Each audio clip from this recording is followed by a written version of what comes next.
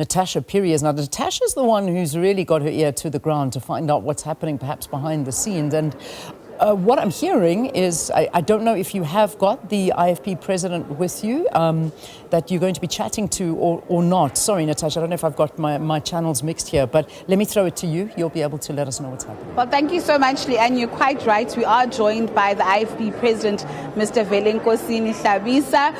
Mr. Hlabisa, thank you so much for joining us on SABC News. So tell us, perhaps, how were those talks with ANC President Cyril Ramaphosa last night?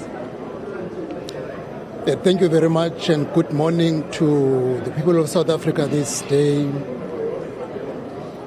I must be honest, discussions went very well between our negotiating teams, and we are finalizing the last details this morning because we are determined that we must get our country going. People of South Africa voted.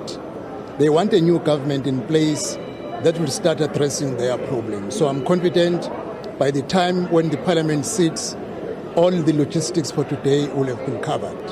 But I think the worry from some quarters of society is that, yes, you're going to be voting for ANC President Cyril Ramaphosa today, but why discuss the framework afterwards? No, the framework is part of discussions. Even overnight, it was looked at. I'm just going to my caucus now to finalize the look at the framework. And once we are satisfied that the framework is going to guide us, it will be made public. But what you must remember is that the IFP, including other political parties whom we are committed to take our country forward, whatever discussions we are engaged in, we are doing so in good faith, trusting each other, because people of South Africa put their trust in a combination of political parties to form one government. Mr. Hlabisa, I think you're aware by now that there's a group of 6 parties calling themselves the Progressive Caucus. They've accused you guys of leaving them out of the discussions of the Government of National Unity. Was there a meeting perhaps this morning of all the leaders of the government, of the GNU, perhaps also reaching out to this caucus?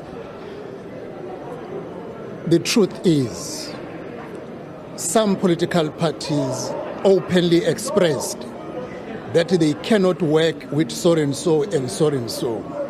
Now, to expect that a miracle should be done this morning, really, I don't think it is the right thing that should have been done. People know a party that got more votes, that initiated the process of including other political parties and consulted them, is the ruling party, because in terms of numbers, you can't leave them out and have a government that is going to be successful in achieving the forward moving of our country. So now, some had objections early, and now they think something else should be done. As the IFP, it is always good to do things on time, because holding the country at ransom is not something good. And talk about doing things on time. Where are you with the MK party? I know the last time you briefed members of the media during this week, you had said that they had made you wait for 4 hours. Have they come back to you? Have you had talks with them? Yes, the MK, as I indicated when we had a press briefing, they also wrote us a letter later. Discussions are ongoing. As you rightly know, they only made a decision and made a formal public knowledge that they are attending the legislature today. Truly, a lot has been concluded by then, but we will keep on engaging, because it will be a good thing that all political parties contribute meaningfully in taking the province of KwaZulu-Natal forward. And then just lastly, in regards to today's proceedings, my understanding is that the IFP will be voting for Cyril Ramaphosa as president. Speaker, are you also supporting the ANC's Thoko Didiza? We haven't finalized the other positions in the case of Speaker and the Deputy Speaker. Obviously, for ANC, the leader of the ANC is President Ramaphosa, whom we agreed to work with his party. It's an obvious conclusion. we are yet to conclude the actual candidates for the Speaker position. Can you perhaps tell us who your preferred candidates would be? No. I think it will be irresponsible if I can do so.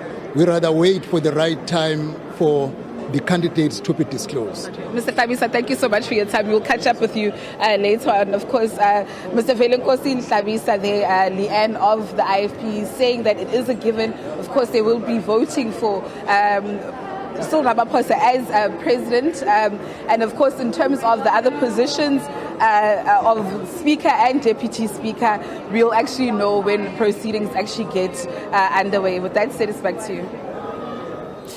Natasha, I was just sort of catching some of the things that were being said. What did the IFP president say about the MK party? He mentioned something about them attending, or this morning. What did he just say there? Sorry, we were cutting in and out, but what was it that he was saying about the MK party's attendance?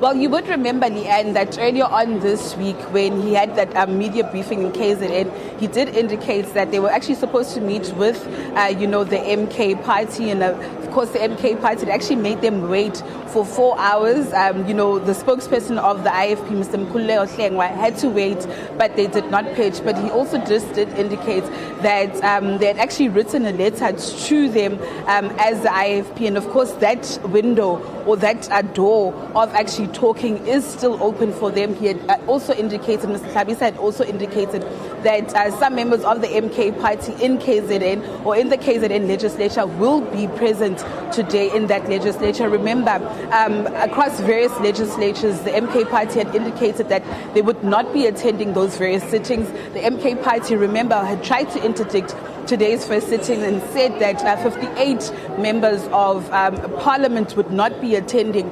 But it seems as if that may not be the case so far. We are hearing murmurs, we're hearing rumors that some members of the MK party could actually make a chair. Remember, Parliament had actually suspended, those flights and accommodations, saying that it would be wasteful expenditure if those MK party members did not come, but yet they actually booked for them. So these are just some of the developments that are just coming through, of course, but we'll keep you updated in regards to that.